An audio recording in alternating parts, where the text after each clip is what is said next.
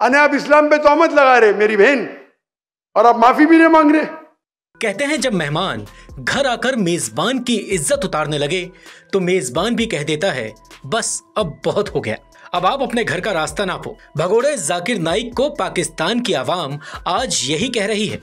जिसे पहले सिराखों पर बिठाया गया, अब वही पाकिस्तान की सरेआम बेइज्जती करने में जुटा है। बताओ भला ऐसा कहीं होता है क्या? सोचिए जरा, एक ऐसा देश जो खुद कर्ज में डूबा है, जहां महंगाई ने कमर तोड़ रखी है, आवाम के पास खाने तक के पैसे नहीं हैं, लेकिन पाकिस्तान ने अपने मेहमान जाकिर नाइक के लिए रेड कारपेट बिछा दी, उसे राजकीय अतिथि बनाया।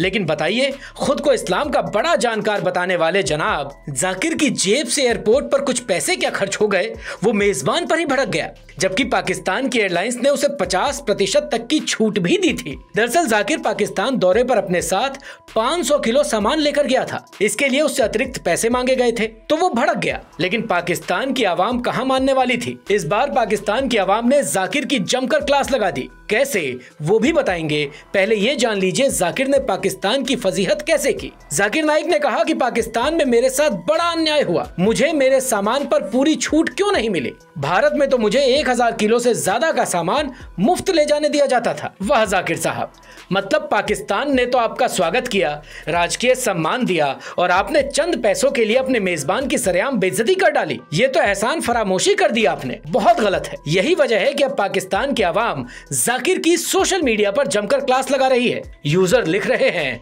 हमारे पास तो खाने के पैसे नहीं हैं, और ये साहब अपने 500 किलो सामान की छूट की शिकायत कर रहे हैं। पाकिस्तान में ऐसे लोगों को मेहमान क्यों बनाया गया? तो कोई कह रहा है पाकिस्तान को ही कोसने आए हो। अरे जनाब, अगर इतना ही सामान लाना था तो प्राइवेट जेट क्यों नहीं लाए? एक ने तो ये तक कह दिया कि जाकिर नाइक को किसी ने बुलाया ही क्यों। अगर उसे सामान की चिंता है तो उसे वापस वहीं भेज दो। अब जरा सोचिए, जिस देश में जनता 2 वक्त की रोटी के लिए जद्दोजहद कर रही है, वहां जाकिर अगर चंद पैसों के लिए ड्रामा करेगा तो जनता क्या ही बोलेगी।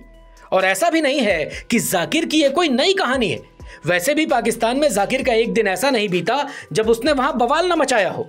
कभी अनाथ बच्चियों का मजाक उड़ाया तो कभी सवाल पूछने वाले लोगों को ही मंच से फटकार लगा दी।